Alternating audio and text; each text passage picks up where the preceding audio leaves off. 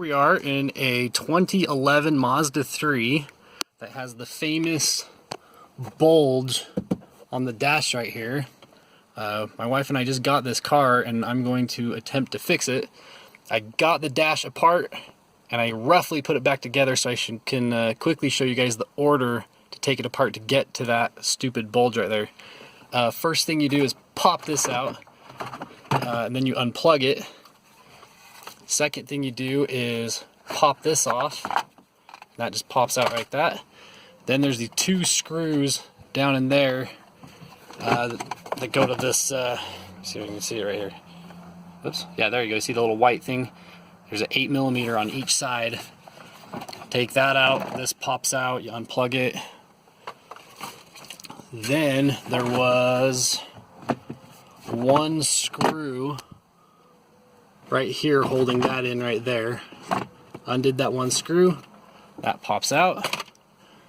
Then this piece overlaps this piece, so don't try to pry that out first or you'll break this little mounting plastic right here. You gotta pop this guy out. No screws on that, just pops off. Then you can undo the top and bottom screw right there, and then finally this guy pops out and then you can unplug it.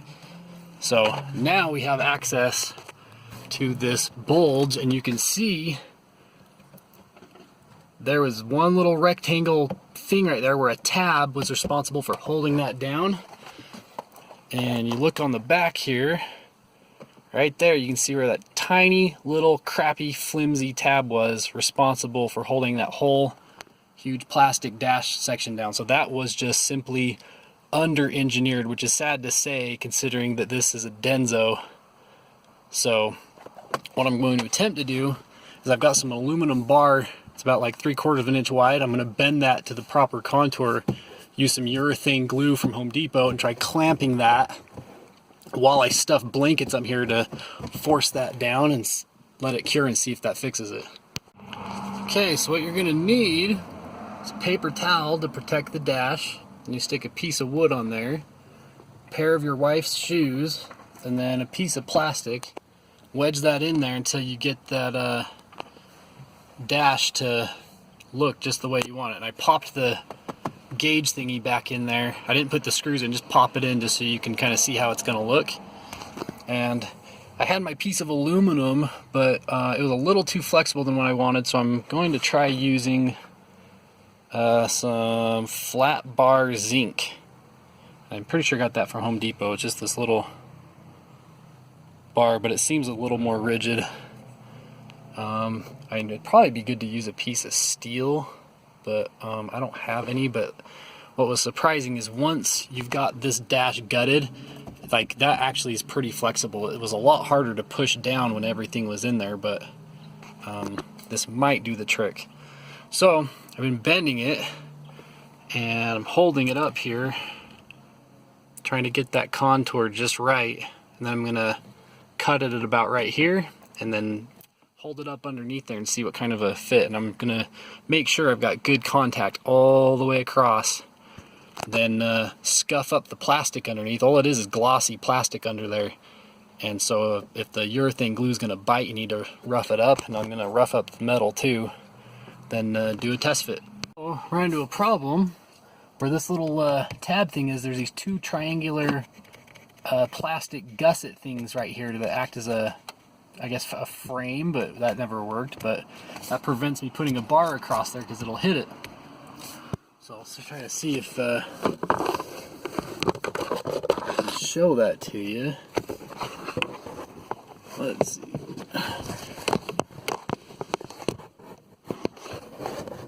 There you go. So I need to get rid of those. So I'm just going to take a razor blade and cut there, and get rid of those. That way the bar can go all the way across.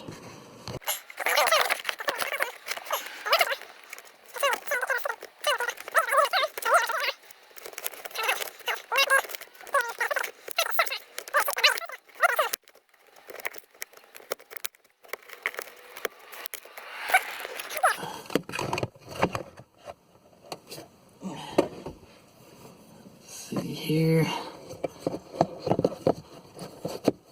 Hey, that does not feel bad actually.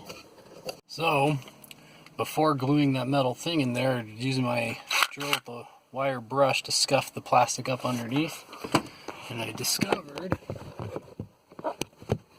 another triangle thingy right here. So, gotta cut that off too.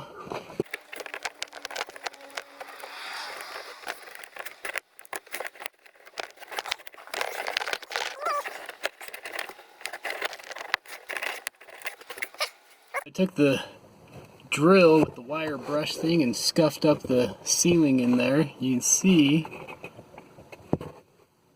nice and scored. That should help the adhesive stick. So, before we do this, do one last test fit. Run your finger along the edge and see if you can fill a gap anywhere. I think I've got mine bent just right.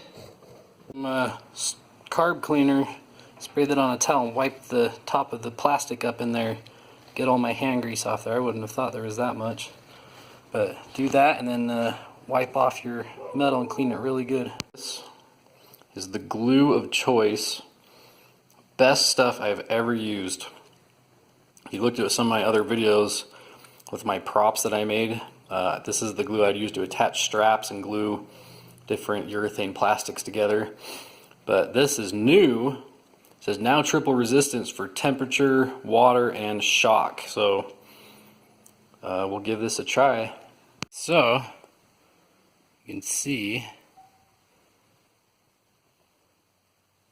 there you go, super glue. I drizzled that all over the surface, and I'm about to pop that in. So risking my phone here.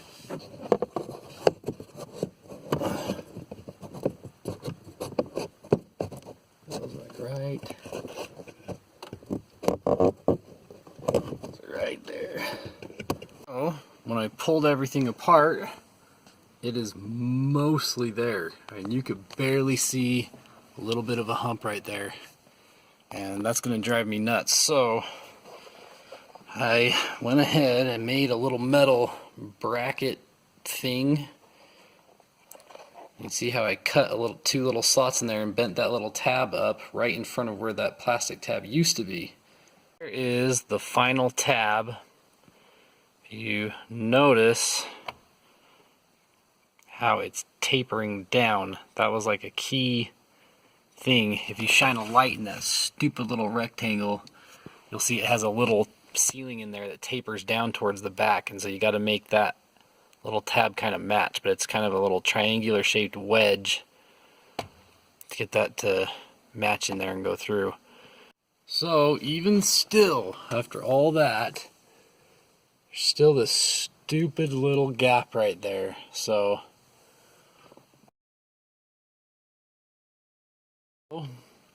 what I ended up doing to closing this little gap is I took this back out and I just pressed down as hard as I could on that plastic and made it like collapse down, and I heard a little crack pop, like it maybe cracked the plastic in the dash, but that seemed to relieve all that pressure. So not the most professional way to do it, but now it holds in place, and it like broke the tension in the plastic, but it's covered, you can't tell, and so now it looks good. So I'm gonna put it back together. Oh, there you go, folks. How to restore your factory defective Mazda 3 dash.